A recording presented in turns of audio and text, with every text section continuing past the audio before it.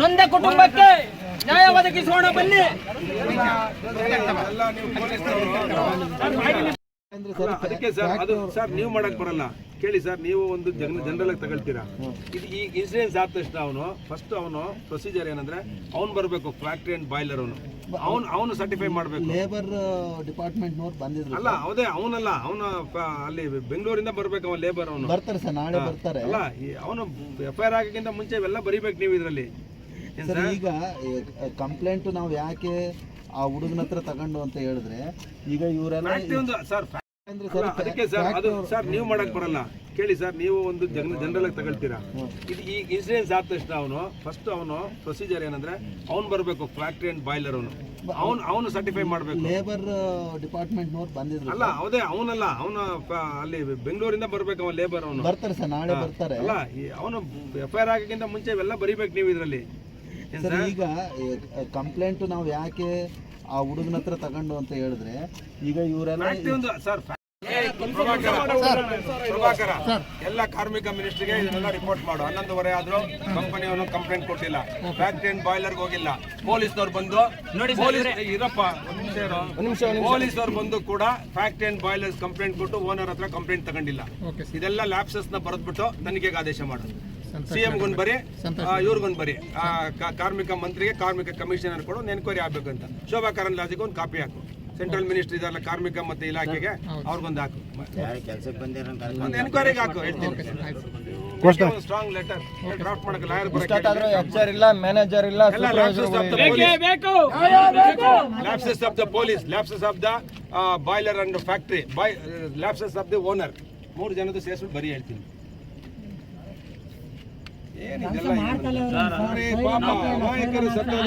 ರಕ್ಷಣೆಗೆ ಬಂದಿಲ್ಲ ಅಂದ್ರೆ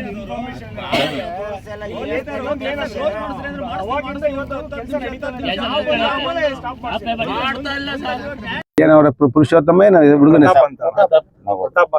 ಏನ್ ಕಂಪನಿ ಹೆಸರು ಇದು? Lawrence and bio, Vasanth Narasapura ಕಂಪನಿಯಲ್ಲಿ small scale, middle scale industry ಇಲ್ಲಿ ನಡೆಸ್ತಾ ಇದ್ದಾರೆ. ಯಜಮಾನರು ಯಾರೋ ಓನರ್ ಗೊತ್ತಿಲ್ಲ. ಇಲ್ಲಿ ನಮ್ಮ ಹುಡುಗ ಒಬ್ಬ 1 ವರ್ಷದಿಂದ ಕೆಲಸ ಮಾಡ್ತೇನೆ, ಪ್ರತಾಪ್ ಅನ್ನೋ ಹುಡುಗ, ಮಾಗೋಡು, ನಮ್ಮ ಸಿರಾ ತಾಲೂಕಿನ ಮಾಗೋಡಿನ ಹುಡುಗ.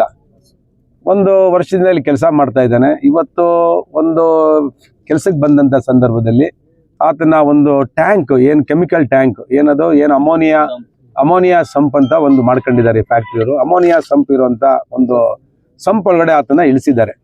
ಅಂದರೆ ಫ್ಯಾಕ್ಟ್ರಿ ಸೇಫ್ಟಿ ಮೆಜರ್ಮೆಂಟ್ನ ಅಳವಡಿಸಿಲ್ಲ.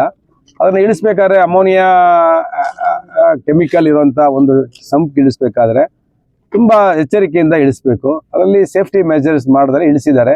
ಅಲ್ಲಿ ಅವನ ಜ್ಞಾನ ತಪ್ಪಿ ಬಿದ್ದೋಗಿದ್ದಾನೆ. ಬಿದ್ದೋದಾಗ ಇನ್ನೊಬ್ಬ ಅವನ್ನ ಉಳ್ಸಕ್ಕೆ ಇಳಿದಿದ್ದಾನೆ, ಅವನು ಕೂಡ ಅಲ್ಲಿ ಸತ್ತೋಗಿದ್ದಾನೆ. 3-4 ಜನ ಇಳಿದಿದ್ದಾರೆ ಪಾಪ, ಅವ್ರಿಗೆಲ್ಲ ಹೆಚ್ಚು ಕಡಿಮೆ ಆಗಿದೆ.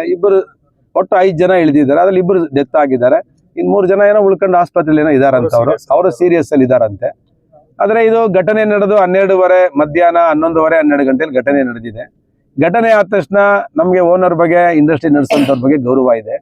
ಓನರ್ ಆಗಿರೋರು ಬರಬೇಕಾಗಿತ್ತು ತಕ್ಷಣ ಬಂದು ಪೊಲೀಸ್ನವ್ರಿಗೆ ಫ್ಯಾಕ್ಟ್ರಿ ಅಂಡ್ ಬಾಯ್ಲರ್ ಇಂಡಸ್ಟ್ರಿ ಇದನ್ನ ರನ್ ಮಾಡೋದು, ಅಂದ್ರೆ ಸೇಫ್ಟಿ ಮೆಜರ್ಸ್ ನೋಡೋದು. ಈ ತರ ಘಟನೆಗಳು ಸಾವಾದ್ರೆ ತಕ್ಷಣ ಕಂಪನಿಯವರು ಅವರು ಫ್ಯಾಕ್ಟ್ರಿ ಅಂಡ್ ಬಾಯ್ಲರ್ ಇಂಡಸ್ಟ್ರಿ ನಡೆಸ್ತಾರಲ್ಲ ಅವ್ರಿಗೆ ದೂರನ್ನ ದಾಖಲು ಮಾಡಬೇಕು. ಅವರು ತಕ್ಷಣ ಇನ್ವೆಸ್ಟಿಗೇಷನ್ ಬರಬೇಕು.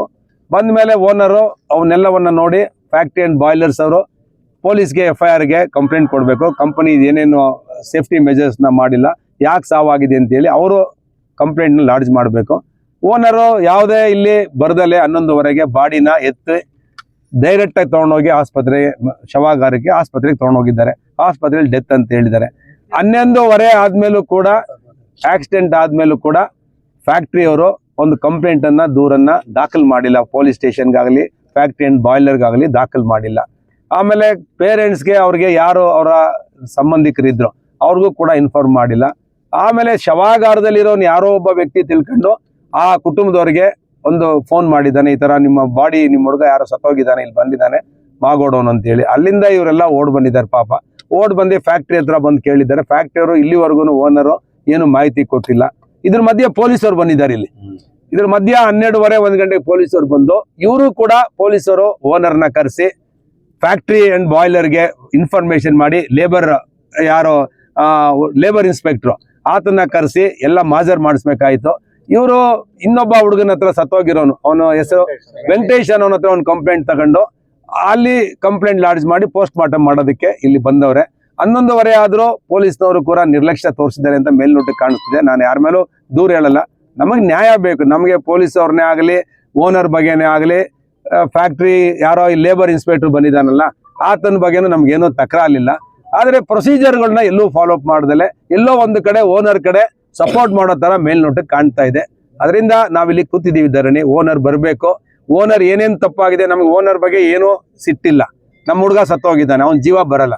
ಆದರೆ ಇನ್ನು ಮುಂದೆ ಈ ತರ ಜೀವಗಳು ಸಾಯಬಾರದು. ನಾನೊಬ್ಬ ಬಾಷ್ ಕಂಪನಿಯ ಯೂನಿಯನ್ ಪ್ರೆಸಿಡೆಂಟ್ ಕೂಡ. ಅಲ್ಲಿ ಸೇಫ್ಟಿ ಮೆಜರ್ಸ್ ಏನೇನು ತಗೊಳ್ತಾರೆ, ಏನೇನು ಮಾಡ್ತಾರೆ ಎಂದು ನೋಡಿದ್ದೆ ನಾನು. ಈ ತರ ಘಟನೆಗಳಾದ್ರೆ ಅಲ್ಲಿರುವಂತ ಎಂಪ್ಲಾಯೀಸ್ ಯೂನಿಯನ್ಗಳು ತಕ್ಷಣ ಕಾರ್ಯಪ್ರವೃತ್ತರಾಗ್ತಾರೆ, ಓನರ್ ಜೊತೆ ಮಾತಾಡ್ತಾರೆ, ಅಲ್ಲಿರುವಂತ ಯಾರು ಮ್ಯಾನೇಜರ್ಗಳು HR ಗಳು ಜೊತೆ ಮಾತಾಡ್ತಾರೆ. ಅವರೆಲ್ಲರೂ ಸಹಕಾರ ಕೊಡ್ತಾರೆ. ತಪ್ಪಾಗಿದೆ, ನಮ್ಗೆ ಏನ್ ಪರಿಹಾರ ಕೊಡ್ಬೇಕು ಅದನ್ನ ಕೊಡ್ತಾರೆ. ಆದರೆ ಇಲ್ಲಿರುವಂತ HR ಆಗಲಿ, ಮ್ಯಾನೇಜರ್ ಆಗಲಿ, ಓನರ್ ಆಗಲಿ ಯಾರು ಇಲ್ಲಿ ಬಂದಿಲ್ಲ ಅಂತ ಹೇಳಿದ್ರೆ ಎಷ್ಟು ಇದು ನೆಗ್ಲೆಕ್ಟ್ ಇದೆ. ಅದಕ್ಕೆ ಇಲ್ಲಿ ಯೂನಿಯನ್ ಇಲ್ಲ. ಇಲ್ಲಿ ಫ್ಯಾಕ್ಟ್ರಿಗಳಲ್ಲಿ ಯೂನಿಯನ್ಗಳು ಮಾಡೋಕ್ಕೂ ಬಿಡಲ್ಲ ಇಲ್ಲಿರುವಂತವ್ರು. ಅದರಿಂದ ನಾನು ಅವ್ರ ಬೆಂಬಲಕ್ಕೆ ಇವತ್ತು ನಾನೊಬ್ಬ 3 ಬಾರಿ ಶಾಸಕನಾಗಿರೋನು. ನನ್ನ ಕ್ಷೇತ್ರದಲ್ಲಿ ಇರುವಂತ ಕೈಗಾರಿಕಾ ಪ್ರದೇಶ, ನನಗೆ ನ್ಯಾಯ ಸಿಗ್ಬೇಕು ಅಂತ ಹೇಳಿ ನಾನು ಇಲ್ಲಿರುವಂತ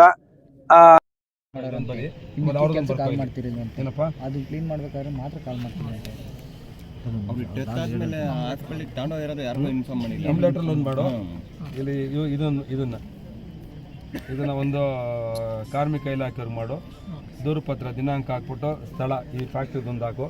ಮೇಲಧಿಕಾರಿ ಕಾರ್ಮಿಕ ಇಲಾಖೆ ತುಮಕೂರು, ನಮ್ಮದು ತುಮಕೂರು ಜಿಲ್ಲೆ, ತುಮಕೂರು ತಾಲೂಕು ಬರುತ್ತೆ ಇದು. ಕಾರ್ಮಿಕ ಕಲ್ಯಾಣ ಇಲಾಖೆ. ವಿಷಯ: ಕಾರ್ಖಾನೆಯಲ್ಲಿ ಕಾರ್ಮಿಕರ ದುರ್ಘಟನೆ ಮೂಲಕ ಮರಣ, ಸೂಕ್ತ ತನಿಖೆ ಮತ್ತು ಕ್ರಮ ಕೈಗೊಳ್ಳಲು ಮನವಿ. ಇಮಿಡಿಯೇಟ್ ಆಗಿ ಮೇಲ್ ಮಾಡೋ ಅವ್ನಿಗೆ. ಎಲ್ಲಿ ನಾನು ಕರಿ, ಅವ್ನು ಲೇಬರ್ ಇನ್ಸ್ಪೆಕ್ಟರ್ ಇದ್ದಾನೆ, ಅವ್ನು ಬರಬೇಕಿಲ್ಲಿ. ನಾನು ಅಂದರೆ ಹುದ್ದೆ ಇರುವ, ಏನು ಹುದ್ದೆ ಇದ್ದಾನಪ್ಪ, ಅವ್ನು ಏನು ಕೆಲಸನಪ್ಪ, ಅವ್ನು ಏನಂತ ಅಪಾಯಿಂಟ್ಮೆಂಟ್ ಕೊಟ್ಟಿದ್ದು, ಅವನ ಹುದ್ದೆ ಏನು, ಅವನ ಹೆಸರು ಪ್ರತಾಪ್. ಹುದ್ದೆ ಗೊತ್ತಿಲ್ಲ, ಸಂಬಂಧ ತಮ್ಮ, ನಾನು ತಮ್ಮನಾದ, ಏನು ನಿನ್ನ ಅಣ್ಣನ ತಮ್ಮನ, ಅಣ್ಣನಾದ ಕೊನೆ ಕೊಡಬೇಕು ಎಂಬ ವ್ಯಕ್ತಿ ನಾನು ಈ ಮೂಲಕ ಇಚ್ಛಿಸುವುದೇನೆಂದರೆ ಕಂಪನಿ ಹೆಸರು, ಈ ಕಂಪನಿ ಹೆಸರು ಬರೀ ಎಂಬ ಕಾರ್ಖಾನೆ, ಕಂಪನಿ ಹೆಸರು ಮತ್ತು ಕಾರ್ಖಾನೆ, ಕೆಲಸ ಮಾಡಿದ ಕಾರ್ಮಿಕರಾದ ಶ್ರೀ ಪ್ರತಾಪ್ ಈ ಕಾರ್ಖಾನೆಯಲ್ಲಿ ದುರ್ಘಟನೆಯೊಂದಿಗೆ ದುರಂತವಾಗಿ ತಮ್ಮ ಪ್ರಾಣ ಕಳೆದುಕೊಂಡಿದ್ದಾನೆ. ಇಲ್ಲಿ ಈ ದುರ್ಘಟನೆಗೆ ಕಾರಣವಾದುದು ಕಾರ್ಖಾನೆಯಲ್ಲಿ ನಿರ್ಲಕ್ಷ್ಯ, ಸುರಕ್ಷಾ ನಿಯಮಗಳ ಉಲ್ಲಂಘನೆ ಅಥವಾ ತೊಂದರೆಗೊಳಿಸಿದ ಪರಿಸ್ಥಿತಿಗಳಿರಬಹುದೆಂದು ನಮ್ಮ ಶಂಕೆ. ಘಟನೆ ಕುರಿತು ಯಾವುದೇ ಸ್ಪಷ್ಟ ಮಾಹಿತಿ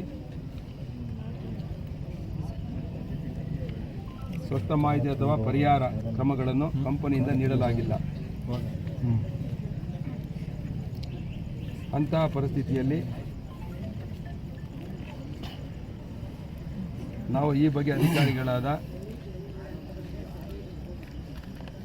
ನಿಮ್ಮ ಮೂಲಕ ನ್ಯಾಯ ದೊರಕಿಸಿಕೊಳ್ಳಲು ಮತ್ತು ಕಂಪನಿಗೆ ಸೂಕ್ತ ತನಿಖೆ ನಡೆಸುವಂತೆ ಕೋರಿರುತ್ತಿದ್ದೇವೆ. ಇವತ್ತೇ ಬಂದು ಅವನ್ನೆಲ್ಲ ಮಾಜರ್ ಮಾಡಬೇಕು. ಪ್ರಭಾಕರ್, ಅವನು ಲೇಬರ್ ಇನ್ಸ್ಪೆಕ್ಟ್ರು, ಅವ್ನು ಬಂದು ಏನೋ ಅವ್ನು ಬರ್ಕೊಂಡು ಹೋಗಿರ್ತಾನವ, ಬರೋಕ್ಕೆ ಹೇಳಿಲಿ. ದಯವಿಟ್ಟು ಈ ಪ್ರಕರಣವನ್ನು ಗಂಭೀರವಾಗಿ ಪರಿಗಣಿಸಿ ದುರಂತದ ಬಗ್ಗೆಯೂ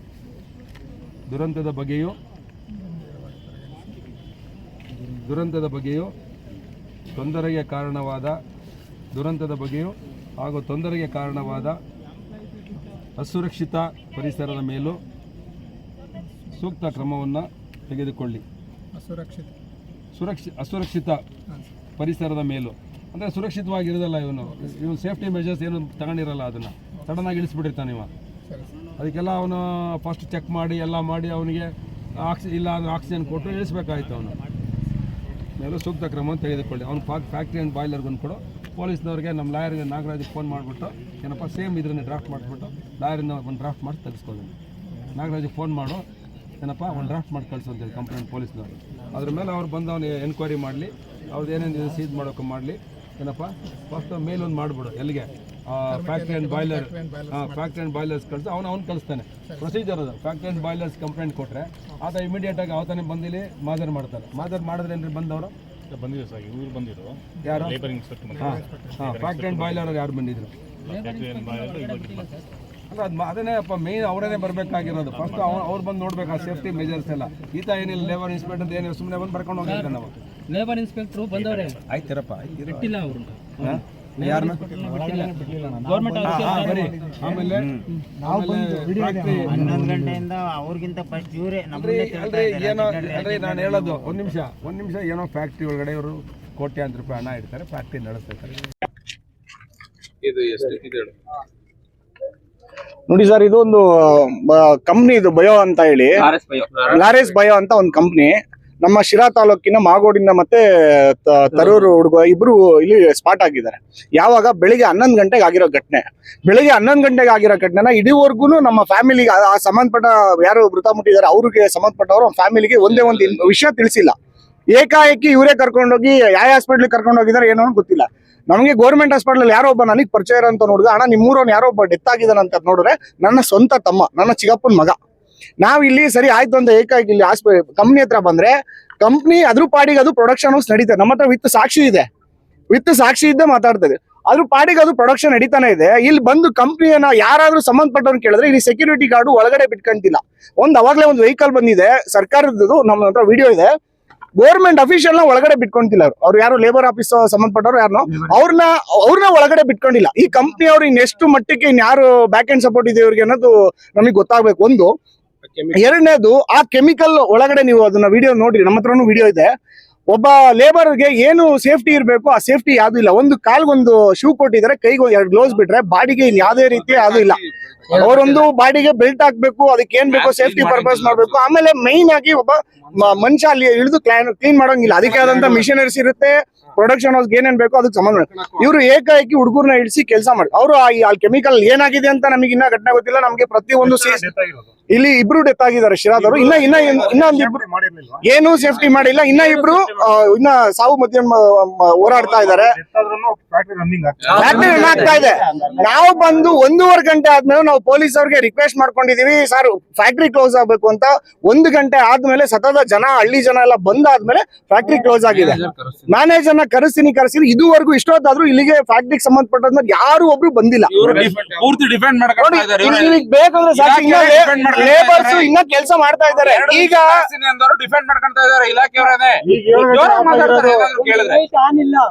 ಈಗ ನಾವು ಬಂದಿದ್ದಕ್ಕೆ ಲೈಟ್ ಆಫ್ ಆಗೈತೆ. ಲೇಬರ್ಸ್ ಗಳು ಒಳಗಡೆ ಕೆಲಸ ಮಾಡೋಂಥವ್ರು ಇಲ್ಲೇ ಇದ್ದಾರೆ. ನಾವ್ ಇವಾಗ ತಡೆದಿರೋದಕ್ಕೋಸ್ಕರ ಇಲ್ಲಾಂದ್ರೆ ಏಕಾಏಕಿ ಬ್ಯಾಕ್ ಗೇಟ್ ಇಂದ ಎಲ್ಲ ಕಳಿಸ್ಕೊಟ್ಟಿದ್ದಾರೆ. ಇವಾಗ ಜನಗಳು ಬಂದಿದ್ದಕ್ಕೆ ಇಲ್ಲ ನಿಂತ್ಕೊಂಡಿದ್ದಾರೆ. ಆಮೇಲೆ ಏಕಾಏಕಿ ಹಾಸ್ಪಿಟ್ಲಿಗೆ ಕರ್ಕೊಂಡು ಹೋಗಿದ್ದಾರೆ. ಅಲ್ಲಿ ಏನಾಗಿದೆ ಏನು ಅಂತ ನಮಗೆ. ಆಮೇಲೆ ಇದ್ರಲ್ಲಿ ಯಾವ್ದು ಮುಚ್ಚುಮರ ಇರಬಾರ್ದು, ಪ್ರತಿಯೊಂದು CC ಕ್ಯಾಮ್ರಾ ಇರ್ಬೇಕು. ಹುಡುಗ ಮೃತ ಹೆಂಗ್ ಮುಡಿಯೋ ನಮ್ಗೆ ಸಾಕ್ಷಿ ಬೇಕು. ಇಲ್ಲ ಅಂತಂದ್ರೆ ನಾವು ಉಗ್ರ ಹೋರಾಟ ಮಾಡ್ತೀವಿ, ಅದ್ರ ಪರಿಣಾಮ ಬೇರೆ ಹಂತಕ್ಕೆ ಹೋಗುತ್ತೆ. ಇವತ್ತು ನಾವು ಕೇಳೋದು ಇಷ್ಟೇನೆ, ಇಲ್ಲಿ ಸಂಬಂಧಪಟ್ಟಿದ್ದಂತ ಮ್ಯಾನೇಜರ್ ಆಗ್ಲಿ, ಇನ್ನೊಬ್ಬಂಗಾಗ್ಲಿ, ಅಥವಾ ಅವರು ಇಲಾಖೆಗಾಗ್ಲಿ, ನಿಮ್ ಮಕ್ಳಿಗಾಗಿದ್ರೆ ನೀವು ಸುಮ್ಮನೆ ಇರ್ತೀರಾ? ಇಲ್ಲಿ ರೆಸ್ಪಾನ್ಸಿಬಲ್ ಯಾರಾದ್ರೂ ಮಾತಾಡಿದ್ರೆ ನೀವು ಮಾತಾಡಂಗಿಲ್ಲ ಅಂತ ಹೇಳ್ತಾರೆ. ಇನ್ನು ಈ ಕಂಪ್ನಿಗೆ ಅದನ್ನ ಯಾರು ಕುಮ್ಮಕ್ಕಿದೆ ಅನ್ನೋದು ಗೊತ್ತಾಗ್ಬೇಕು. ನಮ್ಗೆ ಸತ್ತಿರೋರ್ಗೆ ನ್ಯಾಯ ಸಿಗ್ಬೇಕು. ನಾಳೆ ದಿನ ಇಲ್ಲಿ ಇರೋರೆಲ್ಲ ಲೇಬರ್ಸ್, ಯಾರಿಗೂ ಸಮೇತ ಇವ್ರಿಗಾಗಿದಂತ ಪರಿಸ್ಥಿತಿ ಇನ್ನೊಬ್ರಿಗೆ ಬರಬಾರ್ದು. ನಾವು ಅದನ್ನ ಹೇಳ್ತೇವೆ. ಇಲ್ಲಿ ಯಾರನ್ನೋ ಹೊರಗಡೆಯಿಂದ ಕರ್ಕೊಂಡ್ಬಂದು ಅವನು ಒಬ್ಬ ಸೆಕ್ಯೂರಿಟಿ ಗಾರ್ಡ್ ಮತ್ತೆ ಇನ್ನೊಬ್ಬ ಯಾರೊಬ್ಬ ಮ್ಯಾನೇಜರ್ ಇದ್ದ ವಿಡಿಯೋ ಇದೆ.